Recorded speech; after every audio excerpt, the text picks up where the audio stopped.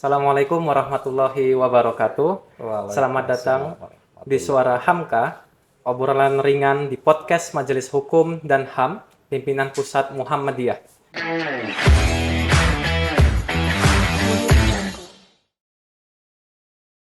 Di sini kita akan membahas berbagai isu hukum dan hak asasi manusia dari sudut pandang nilai keadilan, kemanusiaan, dan keislaman.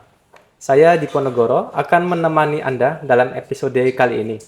Kita akan mencoba mendalami sebuah kasus yang menjadi sorotan publik dan menimbulkan perdebatan serius, bukan hanya dari sisi hukum positif, tetapi juga dari segi etika dan prinsip fair trial.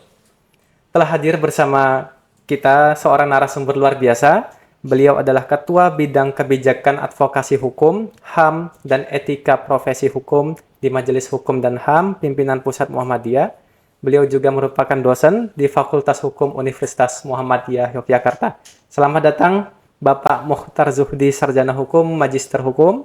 Terima kasih sudah berkenan hadir dan berdiskusi bersama kami pada hari ini. Baik, langsung saja Bapak. Kita masuk ke pertanyaan pertama. Bermula pada 29 Oktober 2024, Thomas Trikasih Lembong atau biasa disapa Tom Lembong menjadi tersangka melanggar pasal 2 ayat 1 atau pasal 3 Junto pasal 18 Undang-Undang Nomor 20 Tahun 2021 tentang pemberantasan tindak pidana korupsi. Juga Junto pasal 55 ayat 1 Kitab Undang-Undang Hukum Pidana. Nah, menurut kuasa hukumnya Pak Ari Yusuf Amir, terdapat sejumlah kejanggalan dalam prosesnya, Pak. Dari mulai penetapan tersangka dan penahanan terhadap Tom Lembong diantaranya adalah tidak diberinya hak untuk menunjuk penasihat hukum secara mandiri, bukti permulaan yang dinilai lemah, proses penyidikan yang dinilai sewenang-wenang, penahanan yang dianggap tidak berdasar, serta tidak adanya bukti nyata mengenai perbuatan melawan hukum menurut kuasa hukum dari Bapak Tom Lembong. Nah, kami ingin menanyakan langsung kepada ahlinya, Bapak, mengingat hak atas pendampingan hukum oleh penasihat hukum pilihan sendiri, ini merupakan pilar utama ya Pak, dari fair trial atau peradilan yang adil. Nah, bagaimana kita dapat menilai legitimasi dan keabsahan keseluruhan proses hukum ini terhadap seorang tersangka apabila akses terhadap hak paling mendasar diabaikan atau dihalangi sejak awal penyidikan? Monggo, bagaimana penjelasan Bapak? Baik, terima kasih Mas Dipo. Eh, Memang kasus Tom Lembong ini merupakan salah satu kasus pidana korupsi yang cukup menarik perhatian publik ya. Terjadi kontroversi di kalangan para akademisi, masyarakat pada umumnya, terutama yang memperhatikan tentang perkembangan hukum dan penegakan hukum di Indonesia. Kembali kepada kasus Tom Lembong, memang dari awal ketika Tom Lembong ditetapkan menjadi tersangka, itu banyak orang yang terkaget-kaget ya. Secara hukum juga memang ada indikasi kejanggalan ya ketika Tom Lembong itu ditetapkan untuk menjadi tersangka. Karena untuk menjadi tersangka itu menurut Undang-Undang Nomor 8 Tahun 81 tentang KUHP, itu harus ada sekurang-kurangnya 2 alat bukti yang sah menurut undang-undang. Nah, sekarang penetapan tersangka ini kan di dalam perkembangannya merupakan salah satu objek pra-peradilan ya. Meskipun semula tidak diatur di dalam KUHP ya. Karena memang KUHP tidak mengatur pra-peradilan dengan objek penetapan tersangka. Tapi dalam perkembangannya ada jurisprudensi yang kemudian diperkuat dalam putusan Mahkamah Konstitusi, sehingga akhirnya itu menjadi satu bagian perkembangan hukum acara pidana bahwa pra-peradilan merupakan objek penetapan tersangka itu menjadi objek pra-peradilan. Kemudian terkait dengan hak-hak dari seorang yang diduga menjadi pelaku tindak pidana, jangankan sudah ditetapkan menjadi tersangka, orang baru dipanggil oleh aparat penegak hukum, baru klarifikasi, itu menurut KUHP itu sudah berhak untuk didampingi penasihat hukum. Jadi KUHP ini memang merupakan perkembangan hukum acara di Indonesia yang cukup responsif terhadap persoalan hak-hak tersangka. Berbeda ketika masih berlaku HIR ya, yang menjadi hukum acara pidana sipil, orang yang diduga sebagai pelaku tindak pidana tidak bisa didampingi penasihat hukum, kecuali nanti kalau sudah sampai ke tahap persidangan. Tapi HIR kan sudah digantikan dengan Undang-Undang Nomor 8 Tahun 81 atau KUHP. Nah, menurut KUHP, setiap tahapan pemeriksaan orang yang diduga sebagai pelaku tindak pidana, apapun perkara pidananya, jangankan itu, belum menjadi tersangka saja sudah berhak untuk didampingi penasihat hukum. Dan dia berhak memilih sendiri. Tidak harus yang menentukan itu adalah dari aparat penegak hukum. Saya kira itu, Mas Dipo. Baik. Maksud saya yang menjadi jurisprudensi itu bahwa penetapan tersangka itu menjadi salah satu objek pra-peradilan yang semula belum diatur di dalam KUHP, sampai sekarang juga belum, tapi dengan adanya jurisprudensi dan diperkuat lagi dengan putusan MK, maka penetapan tersangka itu boleh dipra-peradilankan gitu. Baik, baik. Terima kasih, Bapak. Baik, kita lanjut ke fakta berikutnya bahwa dalam persidangan ternyata jaksa penuntut umum meminta izin untuk membacakan berita acara pemeriksaan ini, Pak, atau BAP milik mantan Menteri BUMN, Ibu Rini Sumarno. Namun kuasa hukum dari Tom Lembong, yaitu Bapak Ari Yusuf Amir, menyatakan keberatan. Nah, Bapak Yusuf Amir menyatakan pasal 185, Pak, ayat 1 KUHP, Kitab Undang-Undang Hukum Acara Pidana, yang menyebutkan bahwa keterangan saksi sebagai alat bukti yang sah harus diberikan langsung di muka pengadilan. Nah, akhirnya muncul suatu kontroversi. Ketika itu Bapak Ari Yusuf Amir beserta tim kuasa hukumnya walk out dari persidangan. Nah, bisa Bapak jelaskan kepada para pendengar sekalian, apa esensi dari pasal tersebut? Ini seberapa fundamentalnya argumen bahwa keterangan saksi yang sah adalah yang diucapkan langsung di bawah sumpah pengadilan, bukan sekadar pembacaan BAP saja. Ya, jadi memang di dalam hukum acara pidana menurut pasal 184 KUHP itu kan tentang alat-alat bukti dalam perkara pidana. Nah, salah satu alat bukti adalah keterangan saksi, kan ada 5. Ada keterangan saksi, ada keterangan ahli, ada surat, ada petunjuk, ada keterangan terdakwa. Nah, saksi ini memang kalau yang diajukan oleh jaksa penuntut umum dalam persidangan itu biasanya sudah dari awal ketika penyidikan sudah dimintai keterangan dan disumpah dulu, kemudian nanti masukkan ke dalam BAP, kemudian nanti ketika dalam persidangan jaksa penuntut umum mengajukan untuk dimintai keterangan dalam persidangan. Nah, memang untuk bisa lebih objektif dan bisa memberikan hak yang lebih transparan dalam proses persidangan, keterangan saksi itu ya akan lebih baik ketika diajukan dalam persidangan, tidak hanya sekedar dibacakan dalam persidangan. Karena kalau hanya sekedar dibacakan dalam persidangan, bagaimana ada kesempatan bertanya bagi terutama penasihat hukum terdakwa, kan menjadi dirugikan kalau seperti itu. Benar. Nah, oleh karenanya, meskipun memang tidak ada larangan ya di dalam Undang-Undang Hukum Acara Pidana bahwa saksi itu diberikan dibacakan keterangannya dalam persidangan, itu tidak ada larangan sepanjang sudah disumpah terlebih dahulu ketika akan memberikan keterangan. Tapi sebagai peradilan yang fair mestinya ya jangan seperti itu dong. Saya pun kalau menjadi penasihat hukumnya juga keberatan.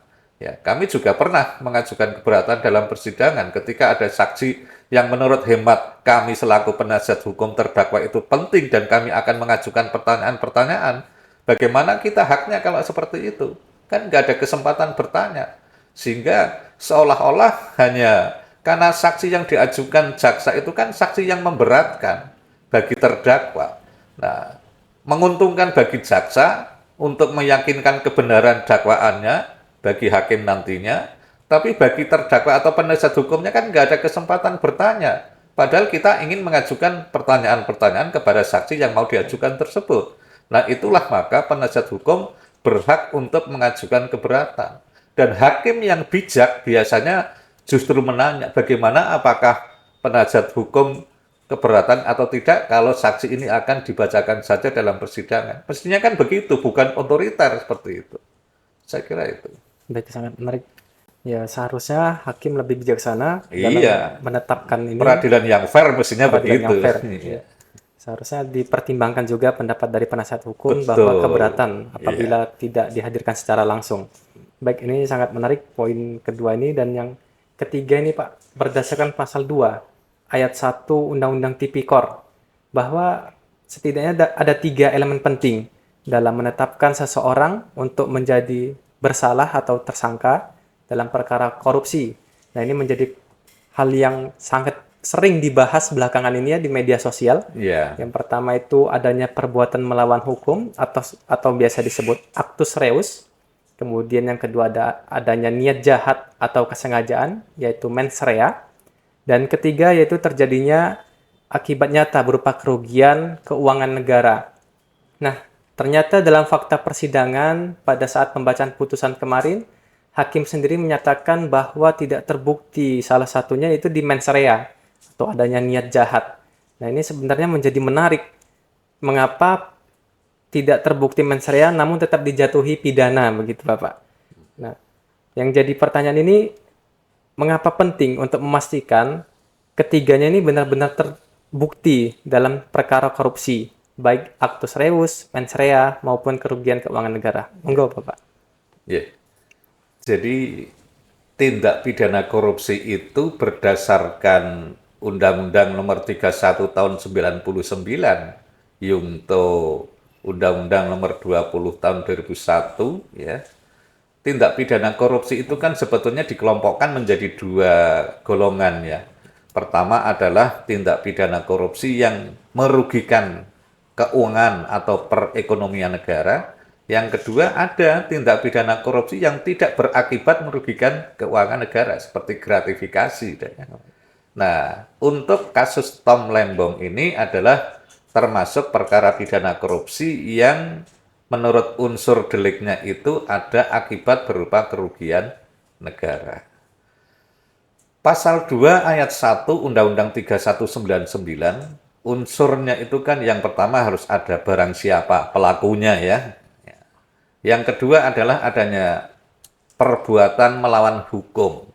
Perbuatan melawan hukum ini harus ada unsur penting yang dipenuhi.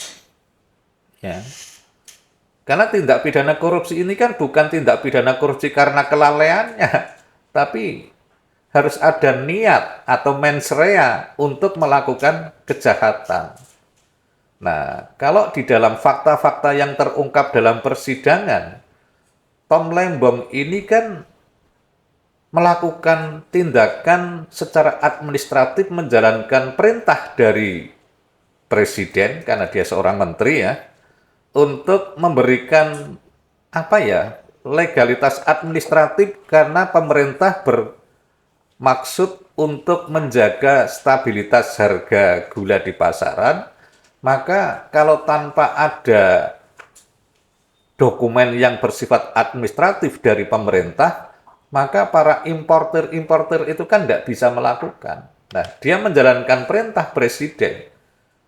Kemudian dia tidak bermaksud untuk memperkaya diri sendiri atau mungkin orang lain, perusahaan-perusahaan yang ditunjuk untuk melakukan impor gula. Itu kan tidak ada semacam persekongkolan jahat. Oke, kamu nanti saya berikan izin untuk impor, tapi tolong nanti disisihkan uangnya untuk kita-kita. Kan nggak ada kayak gitu, nggak terbukti.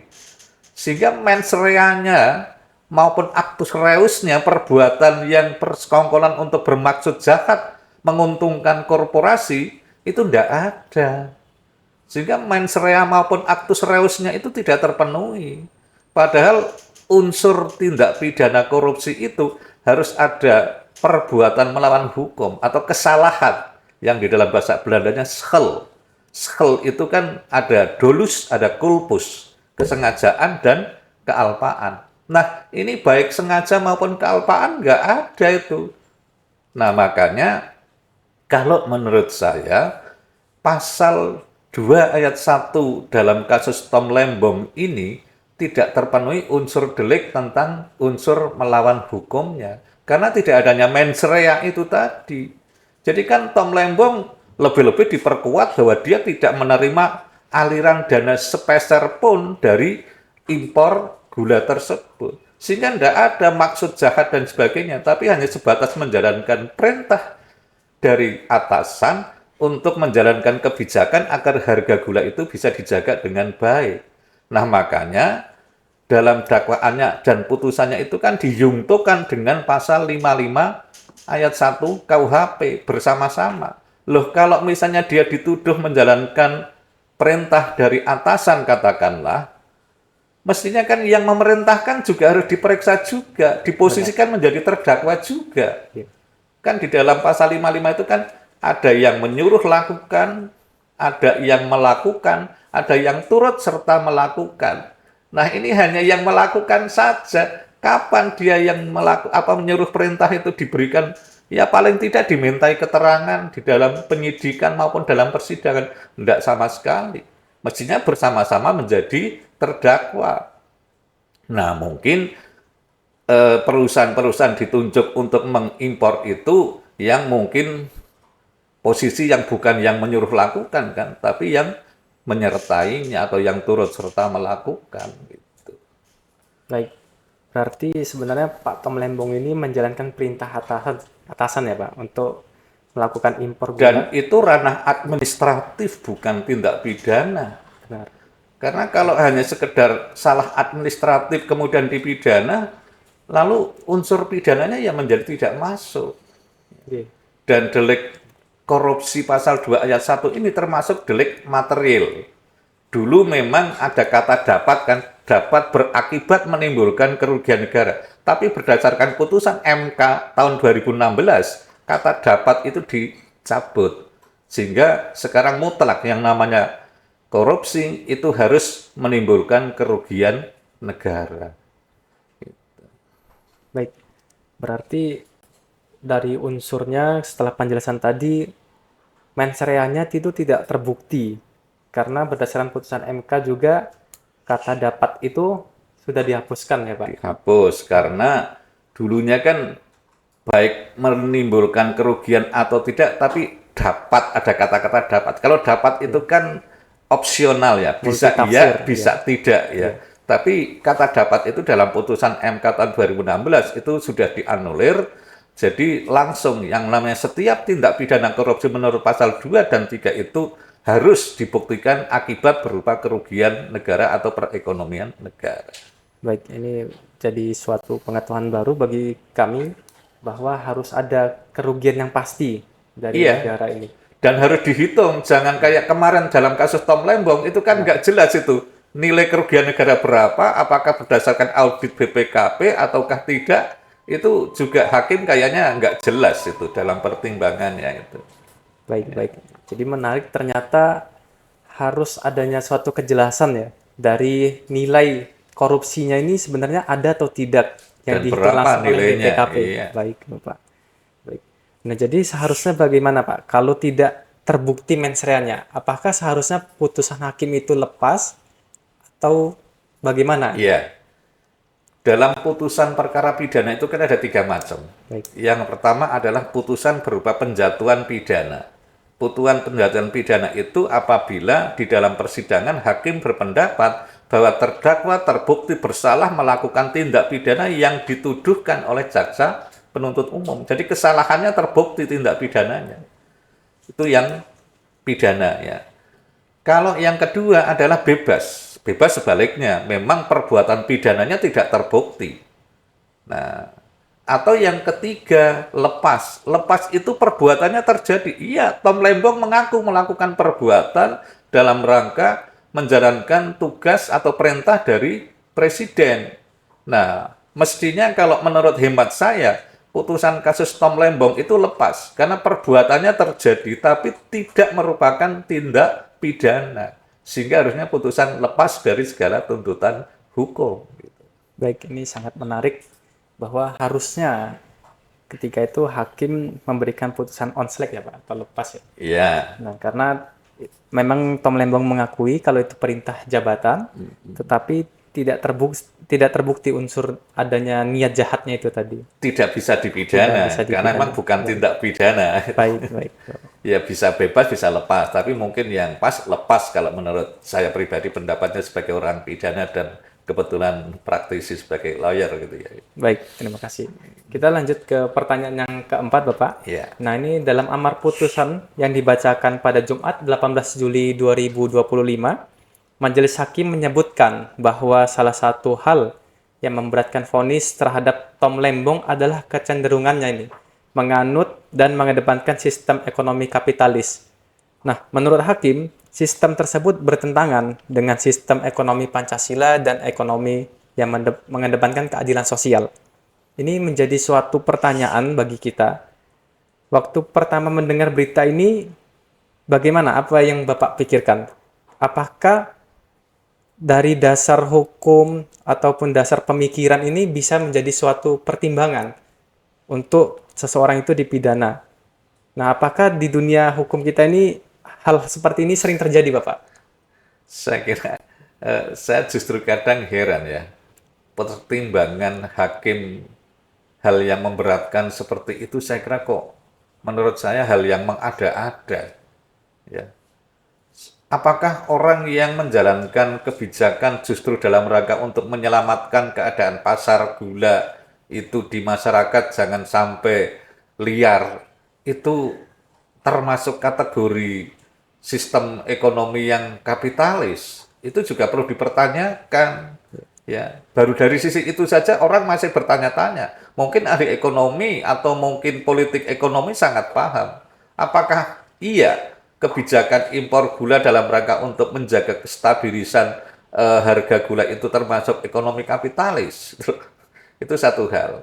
Yang kedua kalinya saya kira nggak relevan lah kalau itu menjadi pertimbangan yang memberatkan dalam sebuah perkara pidana korupsi kalau menurut saya. Ya, tidak salah. Memang tidak ada larangannya hakim membuat pertimbangan seperti itu. Tapi kayaknya terlalu jauh lah persoalan seperti itu dihubungkan dengan persoalan kasus pidana korupsi gitu loh ya. Agak jauh lah dan jauh banget kalau menurut saya itu ya. Iya. Baik.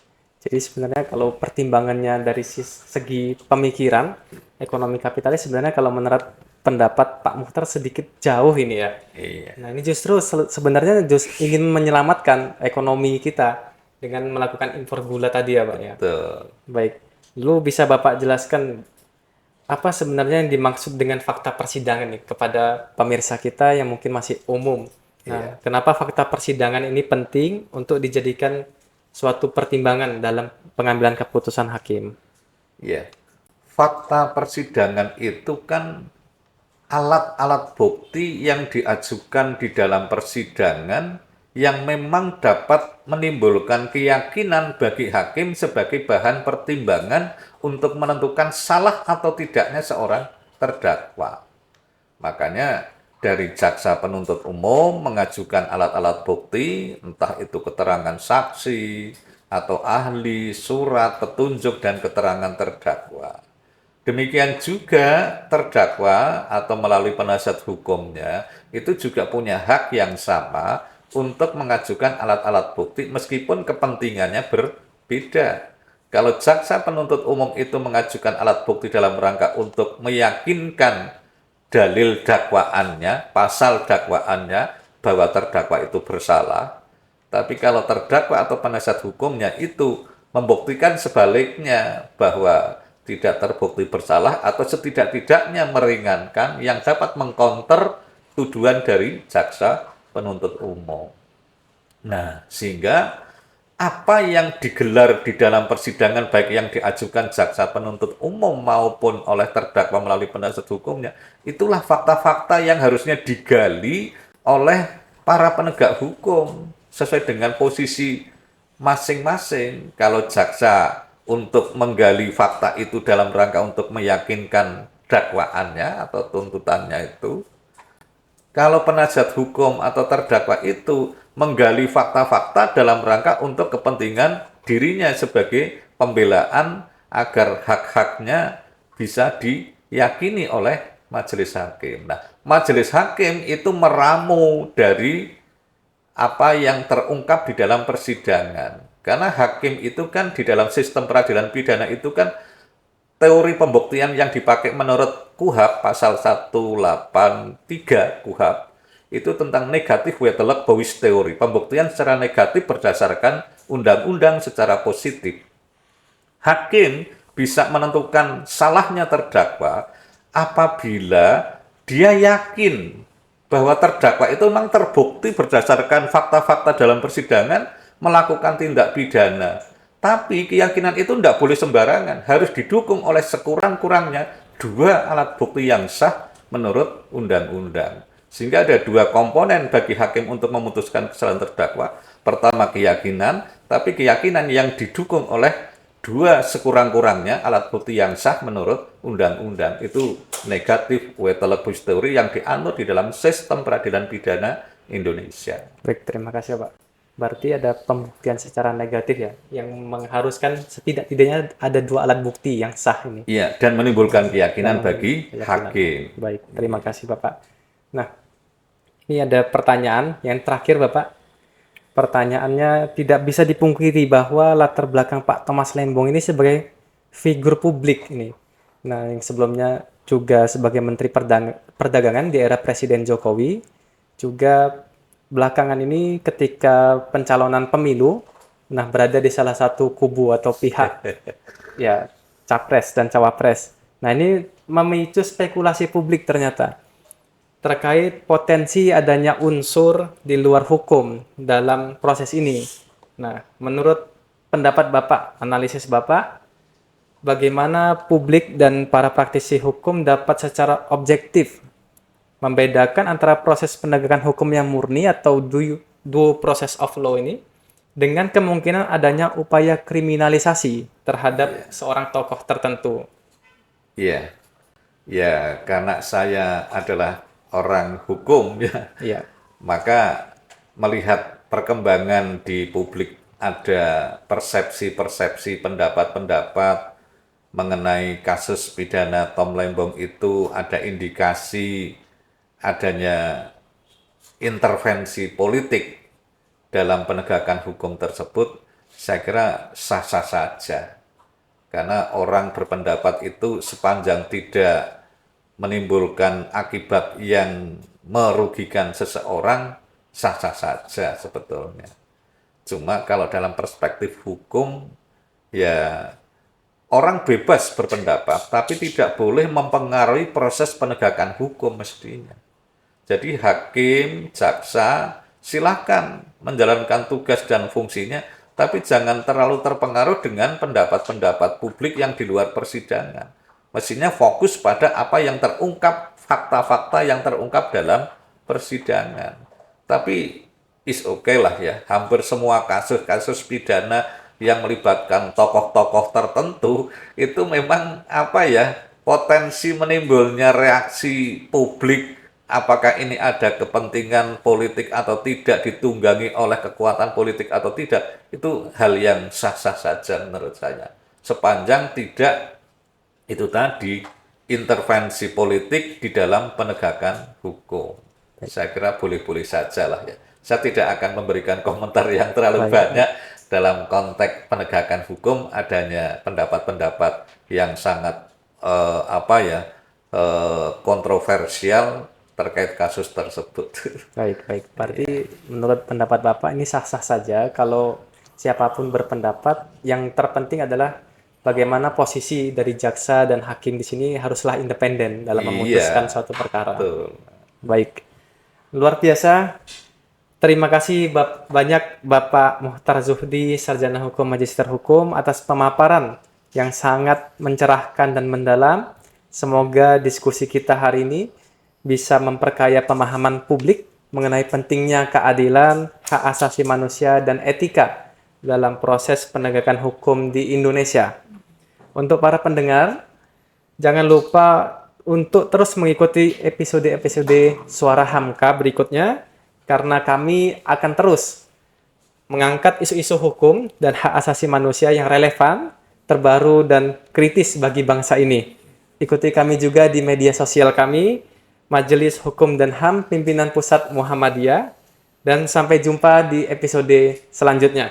Saya Diponegoro, pamit undur diri bersama Majelis Hukum dan HAM Pimpinan Pusat Muhammadiyah. Mari kita nyalakan nurani dan tegakkan keadilan dari hukum hingga kemanusiaan. Suara Hamka, podcast resmi Majelis Hukum dan HAM Pimpinan Pusat Muhammadiyah. Wassalamualaikum warahmatullahi wabarakatuh. Sampai jumpa. Waalaikumsalam warahmatullahi wabarakatuh.